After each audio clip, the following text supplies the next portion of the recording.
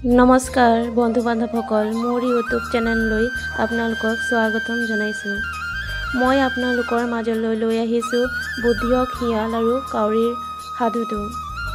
আশা কৰো বুদ্ধিয়ক হিয়াল আৰু কাউৰীৰ মনোৰম সাধুটো শেষলৈ শুনিব। এখন বিশাল হাবিত এটা অতি টেঙৰ হিয়াল বাস কৰিছিল। সেইখন হাবিতে এটা কাউৰীও বাস কৰিছিল। এদিনাখন কাউৰীজনীয়ে কৰবাত টুকুৰা মঙহ পালে।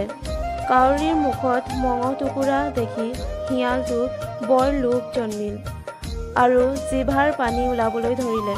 হিয়ালটো কেনেকৈ কষ্ট নকৰাকৈ মঙহটো পোৱা যাব তাক অলপ সময় ভাবিলে। তাৰ পাছত গছজোপা ওচৰলৈ গ'ল য'ত কাউৰীজনী বহি আছিল। হিয়ালে তাৰ মিঠা মাতে ক'লে, কাউৰী বাই, তুমি দেখিবলৈ ইমান ধুনীয়া, তাতোতকৈ ধুনীয়া তোমাৰ মাতটো। বহুদিন তোমাৰ মাতটো শুনা নাই। আজি তুমি তোমাৰ মিঠা মাতটোৰে গান এটা গাই শুনাবানে?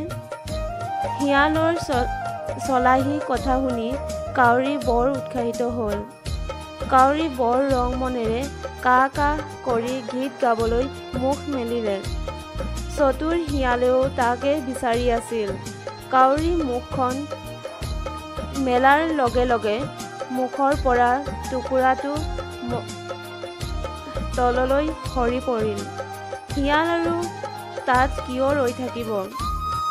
মঙহ টুকুৰাটো লৈ হাবিলৈ সোমাই গ'ল।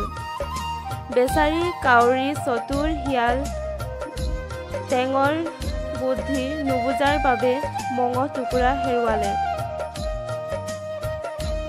সাধুটো শুনি ভাল লাগিলে লাইক কমেণ্ট আৰু ছাবস্ক্ৰাইব কৰিব। ছাবস্ক্ৰাইব নাই কৰা যদি ছাবস্ক্ৰাইব কৰি দিব।